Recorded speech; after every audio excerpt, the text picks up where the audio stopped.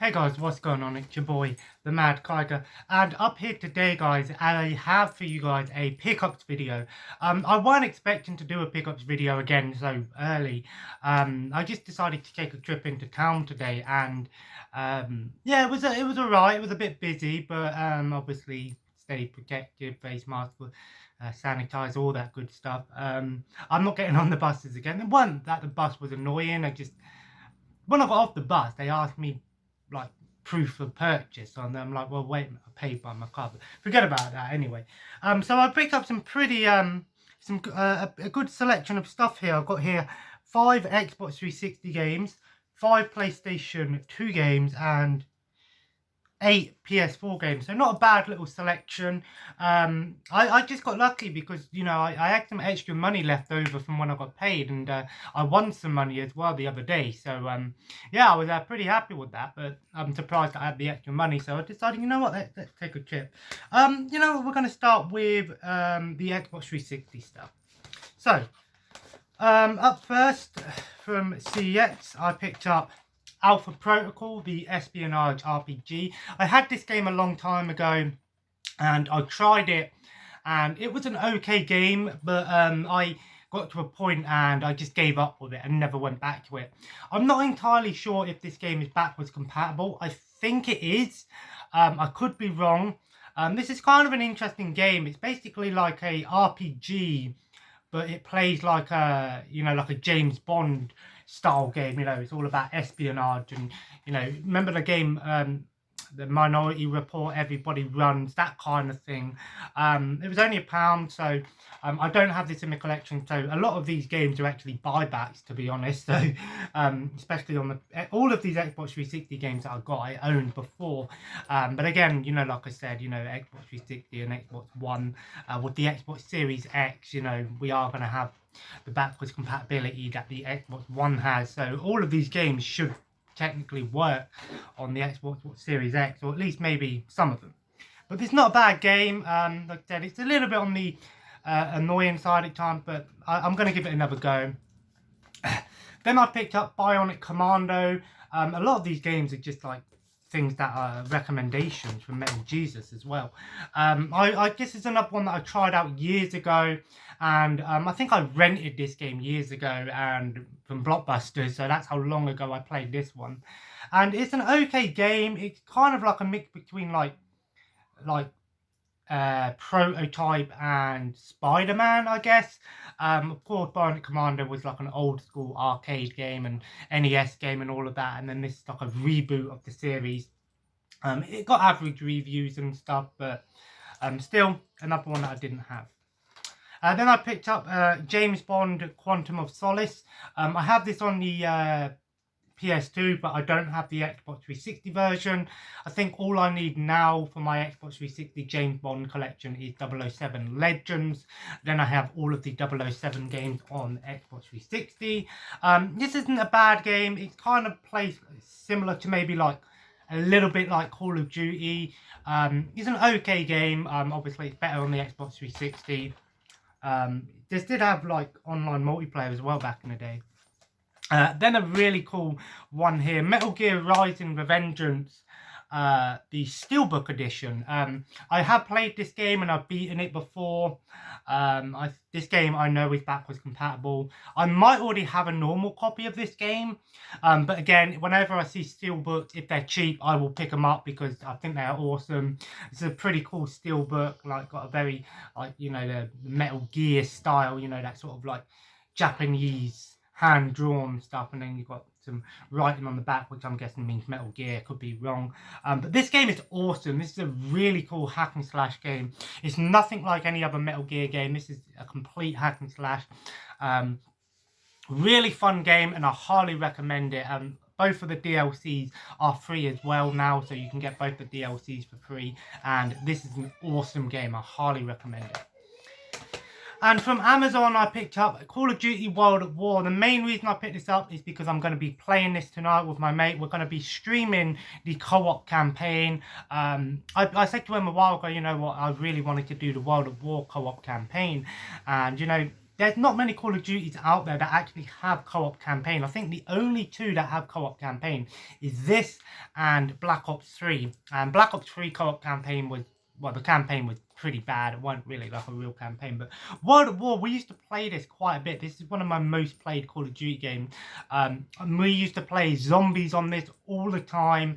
We used to do the co-op campaign. And we even used to play some of the multiplayer. Now, I think the multiplayer is pretty much dead or basically overrun by hackers and modders nowadays. So there's no point playing the multiplayer. You might get lucky once or twice, but... yeah, I absolutely love this game, co-op campaign. You know, I prefer this to Call of Duty World War II. Not that I think Call of Duty World War II was a bad game. It definitely was an awesome game. But this game was like, this is nostalgia for me and Ryan. So we're going to play co-op campaign tonight. And yeah, he even had a, yeah, so we're going to do the co-op campaign tonight and stream it. So hopefully we're going to have a good time with this one. And I paid £6 for this one off Amazon, which isn't bad. Now let's look at the PlayStation 2 stuff. First up, I picked up Pool Masters. Just another cheap game. It was only 50p. Oh, by the way, James Bond, Violent Commander was 150. James Bond and Metal Gear were £2 as well. Just another random game. You know, it's nothing special. It's just a pool game. 50p again. I seen a few games there that actually stuck out to me, like they had Shadow Hearts for £8, and I was going to get it. I was going to get Shadow Hearts for £8, but I kind of wanted to leave myself a little bit of money just in case I need stuff throughout the week. So yeah, just a pool game. I've got about 6 or 7 pool games on PS2. How good this one is, I have no clue. Made by Take-Two Interactive, so it could be decent, I don't know. Then by Explosive, Ford Street Racing. There are actually about 6 or 7 Ford games on PlayStation 2, and they're okay racing games. They're all about just Ford cars, you know. Ford, everyone knows what Ford is. But yeah, this is the street racing one, and it seems like actually this game looks like it has some pretty decent graphics and like even some pretty cool like physics, like damage physics. So maybe it's going to be decent. I don't know. I'm not really the biggest racing fan anymore, so a lot of racing games I just have for the sake of it, I guess, for collection. Like I said, I am trying to go for a full PS2 set, or at least as full as I can get. Then I picked up Medal of Honor European Assault. I don't know if I have this game or not. Part of me thinks I do, but when I looked at my went through my games and did some PS2 like videos, I didn't see this one in there. They did have Vanguard as well, but I decided, you know what, let's not go overboard. Not bad for £1, and Ford was also £1. Yeah, the Medal of Honor series was actually a really good combat competitor to Call of Duty back in the day. In fact, Medal of Honor really stuck to World War II, and then the modern day version really sort of killed off the series. But yeah, these were actually pretty fun games, and this one even says that it's got 2-player mode, so maybe had co-op and stuff like that. But I really enjoyed Medal of Honor Rising Sun, so I have to give this one a go and see if it's as good. And then for £2, I picked up Barbarian. I think this is a fighting game. Actually, no, by the looks of it, it actually looked like a arena combat game, kind of like Power Stone or something. One of those melee games, you know, when you've got like an arena and you've got 4 characters. So yeah, never heard of this game. So yeah, just decided to take a chance on it, made by Titus Interactive and Avalon. So yeah, maybe it's decent, maybe it's bad, maybe it might be worth a little play for some 2-player modes or something. So yeah. And then from a little shop, for £6, I found Yu-Gi-Oh! Duelist of the Roses. I don't think I have any Yu-Gi-Oh! Games on PS2. I wasn't really a big Yu-Gi-Oh! Fan growing up. This is you're meant to get some cards with this, but it's pre-owned, so you're not going to get cards in there. Maybe you can find the cards online, but yeah, you know, there are quite a few Yu-Gi-Oh games, and to be honest, the video game versions of Yu-Gi-Oh more appealing to someone like me because I don't have the room for the cards or people to play it with. So these are probably a great way of actually learning how to play Yu-Gi-Oh if you really wanted to do it. But again, I've never really watched the anime or read the manga or seen played any of the games. So yeah. But Yu-Gi-Oh games are getting a little bit more expensive. This was only £6, so actually no, sorry, it was £2.99. I think I've seen it in CEX for £6, so I think I got a good deal on that. But I don't know. Yu-Gi-Oh games are probably going to keep value or increase in value over time, especially among Yu-Gi-Oh collectors. Then from CEX on the PS4, for £5 I picked up Bound by Flame. I played this a little bit on the PS Now, I think, or PlayStation 3 version. And it was an okay RPG. It was only a £5. Just a game because I was looking at some cheap PS4 games that weren't sports games, so I decided to pick this one up. I do like RPGs and fantasy games, and I'm trying to get back into some of them. So yeah, maybe this one's pretty decent. I think this is a revamped version of the PS3 game, but yeah, made by Focus Home Interactive. And I also picked up The Surge. This is basically imagine Dark Souls, but set in the future. This is all about like futuristic robots and things, but it plays very similar to Dark Souls. Also made by Focus Home Interactive. Well, that might be the I don't know. But yeah, it was only a £5. I've been wanting to get The Surge in the collection for a while because I see it all the time. So not bad for a £5. I'll take a chance on it. It might be worth it. There is a second game as well. So if I enjoy this one, I might get the second one. Then a weird game that I've never heard of, Shopkeep. This game is basically, it's like it says it's like you create your own medieval fantasy shop selling everything from armor to potions, developing your market, employing and building up your empire. It seems like a really interesting game, actually. I've never heard of this game.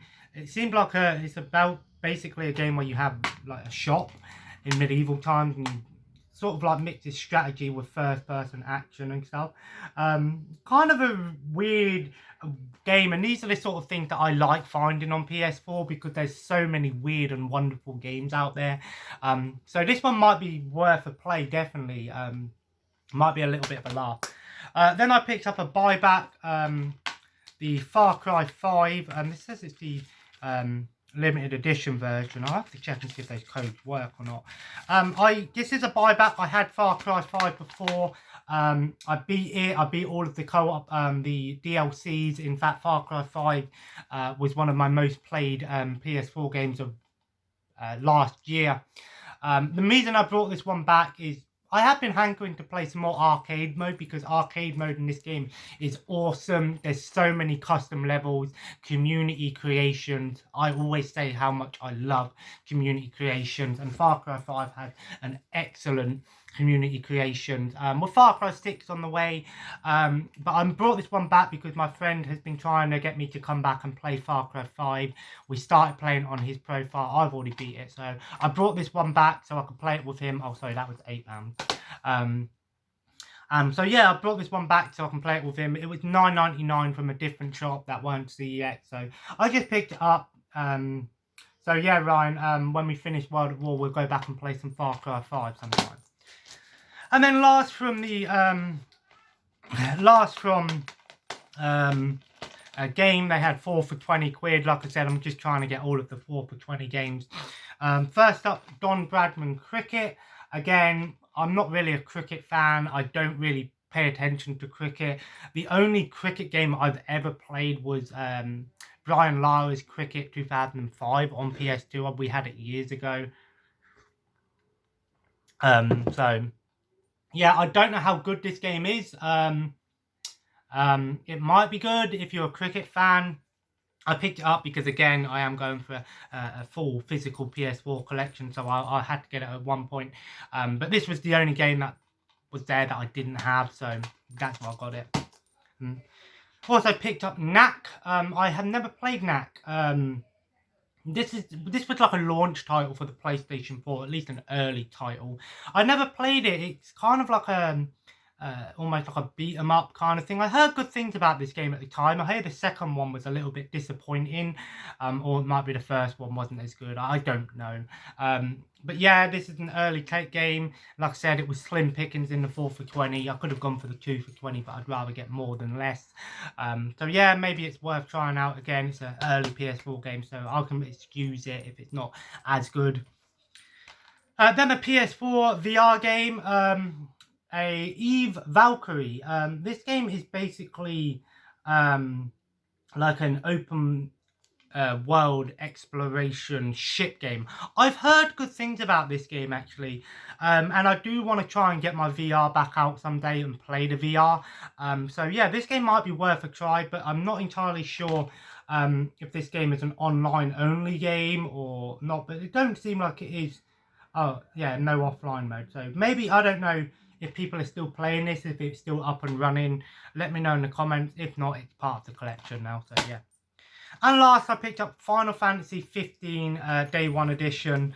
I have got the Xbox One version with all the DLC. So yeah, I decided, you know what, let's just get Final Fantasy 15, a physical copy of it at least. I've heard good things about this game. It's got some great graphics, great gameplay. Apparently it's a good game for people who've never played Final Fantasy to play, because it's more hack and slash rather than you know, turn-based kind of thing. So yeah, so all in all, not a bad selection of games here today. Like I said, it's surprising actually, not a lot of them are like sports games actually, you know, only 1 or 2 sports games here. So yeah, I had a pretty nice little time going and having a look around, getting some stuff. So yeah, I'm pretty happy with what I got. And yeah, it was nice to actually go out and have a look around town, and you know, maybe we found some decent things. So yeah, but yeah, please, if you guys enjoyed today's video, feel free to leave a like, and of course comment below. Let me know what you picked up recently. Anything here that should deserve a little bit more attention than what I've given it, of course let me know. And of course, subscribe if you haven't already, and join the family. Follow me on Twitter and Instagram at The Mad Kiger, as well as Twitch. I will be streaming some Call of Duty World War co-op campaign tonight. We might even jump in and do zombies as well at some point. So yeah, I'm going to have a lot of fun with this one. I absolutely adore this game, and I'm just going to actually put it into install now so I don't forget. But yeah.